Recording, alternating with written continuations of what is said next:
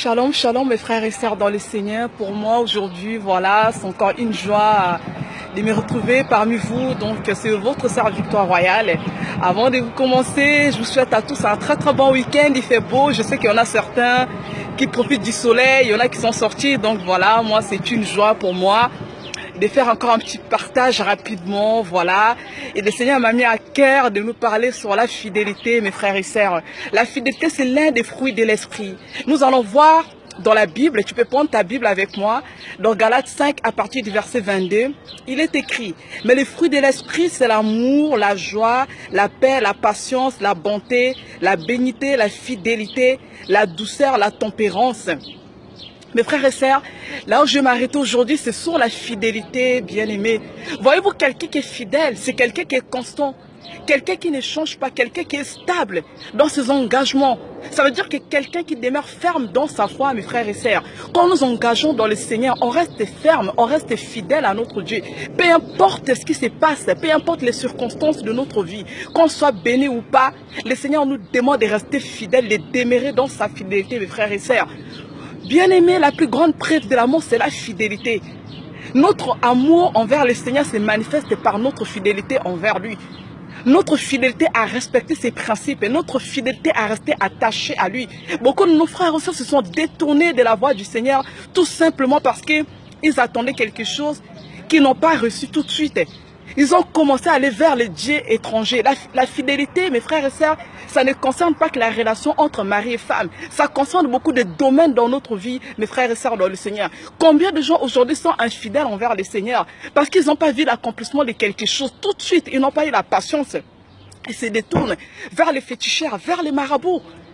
Combien de femmes aujourd'hui, à cause de la stérilité, au lieu d'attendre la promesse de Dieu, au lieu de savoir que Dieu, il a dit, je t'accomplirai, je te donnerai ton Isaac. Au lieu d'être fidèles, les gens sont détournés vers d'autres dieux. Ils sont allés consulter les marabouts, les féticheurs parce qu'ils veulent quelque chose tout de suite.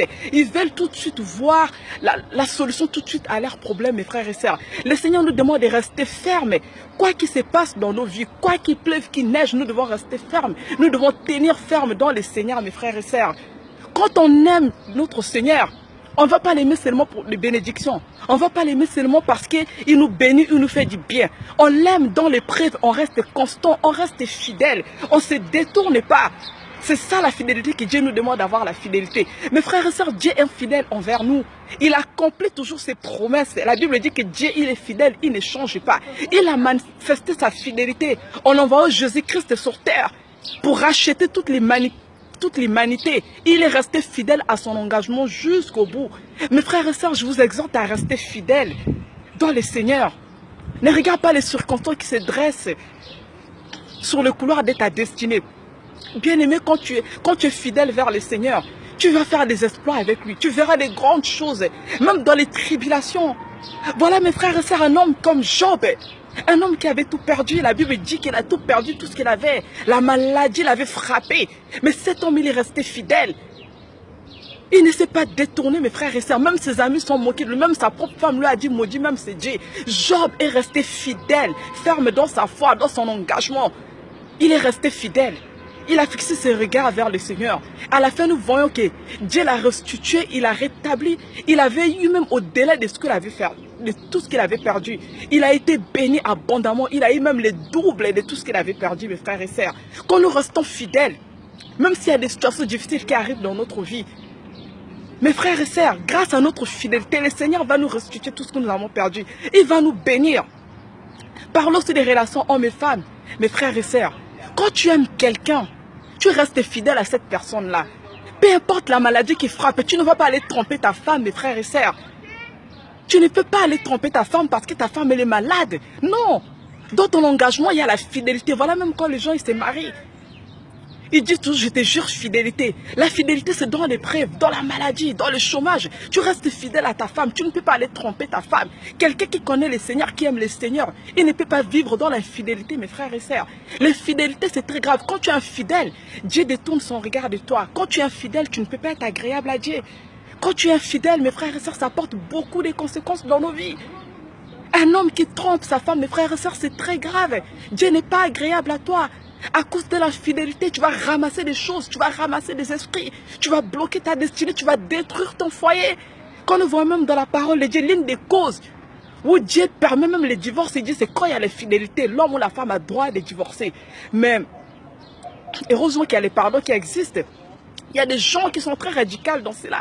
Quand l'homme ou la femme les trompe, la personne rompt, il est même prêt à rompre la relation à cause de l'infidélité, mes frères et sœurs. L'infidélité détruit beaucoup de vies.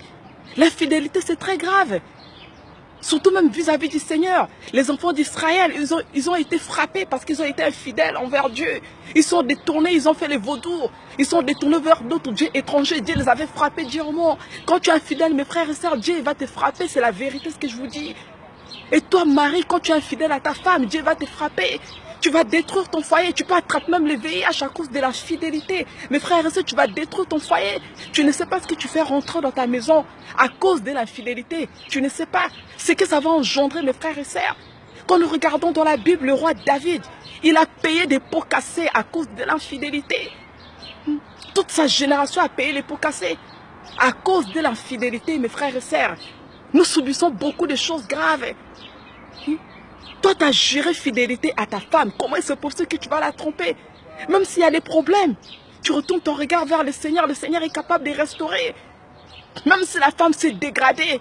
Mes frères et sœurs, toi, mon frère, toi qui aimes ta femme, tu l'emmènes faire les magasins, tu l'emmènes chez le coiffeur, tu lui donnes l'argent. Va te faire belle. Tu lui payes même des beaux habits, tu achètes. Parce que tu veux que ta femme puisse resplendir. Mais ce n'est pas une raison d'aller tromper ta femme.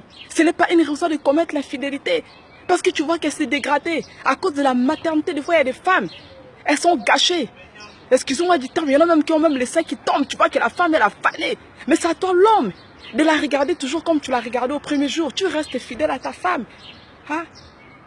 Il y a beaucoup d'hommes bien-aimés qui ont fait des exploits avec le Seigneur parce qu'ils sont restés fidèles. Ils sont restés fidèles à leurs épouses. Toi aussi, une femme pareille.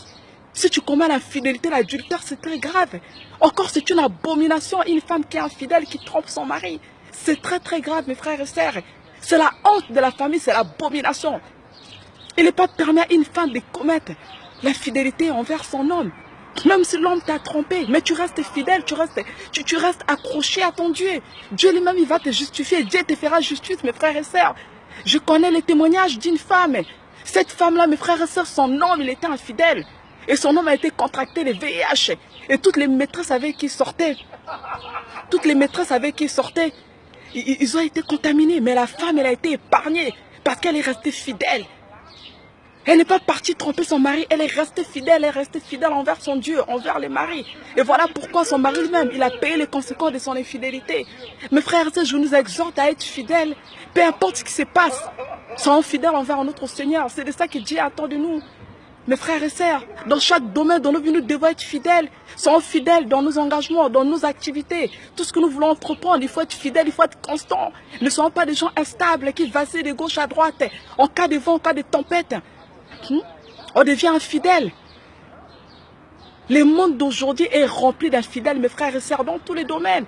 Les gens ne sont plus fidèles. C'est très très grave.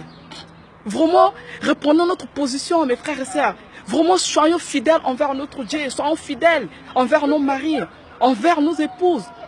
Pour les hommes, accrochez à ce Dieu-là. Accrochez à ce Dieu-là, mes frères et sœurs. Parce que Dieu, il est bon, il est merveilleux, il nous aime. Si nous sommes fidèles à lui, tout simplement, c'est parce qu'il nous aime et nous l'aimons en retour. C'est pas à cause de ses bénédictions. C'est pas à cause de ce qu'il nous donne au retour. C'est parce que nous l'aimons d'un grand amour, mes frères et sœurs. Quand on aime, il n'y a pas de conditions. Quand on aime, mes frères et sœurs, il n'y a pas de conditions. On reste fidèle parce qu'on aime la personne. On reste fidèle parce qu'on aime le Seigneur. On reste fidèle à notre travail parce qu'on aime notre travail. On reste fidèle à nos projets parce qu'on veut voir quelque chose de grand sortir de là. Et on veut aller de l'avant, mes frères et sœurs. Soyons fidèles, vraiment, c'est le partage que j'avais pour nous, pour ce samedi. Je nous encourage à rester fidèles. À rester fidèle dans toutes choses, dans toutes circonstances. Soyez vraiment bénis.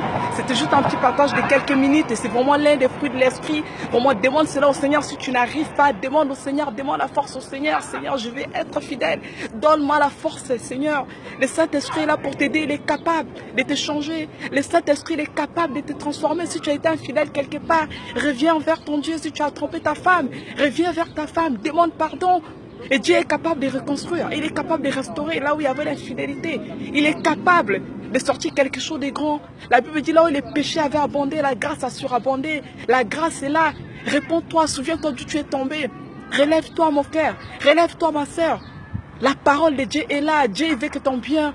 Voilà pourquoi il t'exhorte à être fidèle à lui. Il t'exhorte à être fidèle à tes engagements, être fidèle envers ta femme, même si elle a la maladie. Fléchis tes genoux. Dieu est capable de guérir ta femme, même si elle a la stérilité. Ce n'est pas une raison de quitter ta femme, d'aller faire la fidélité. Reste engagé. Mes frères et sœurs, Dieu est capable de restaurer. Il est capable de faire l'impossible. Mais c'est seulement une condition, que tu restes fidèle. Ne va pas aller voir les fétichards, ne va pas aller consulter. Reste fidèle à ce Dieu-là, le Dieu d'Israël. Il est le Dieu tout-puissant, il est le Dieu véritable. Il est celui qui donne toujours la solution, même si ça tarde, même si ça met du temps, reste accroché, reste fidèle. Dieu est capable de nous bénir au-delà même de nos espérances. J'ai expérimenté cela, la fidélité de Dieu. Voilà pourquoi je reste toujours accroché, je reste toujours attaché à ce Dieu-là. Peu importe les circonstances qui se dressent sur le couloir de ma destinée, je reste attaché à ce Dieu-là. Soyez bénis, mes frères et sœurs dans le Seigneur, je vous aime beaucoup. C'était juste un petit partage pour nous encourager, vraiment nous encourager à nous avancer avec le Seigneur Jésus-Christ. Soyez bénis au nom de Jésus-Christ. Allez, bisous, bisous, je vous aime, à bientôt.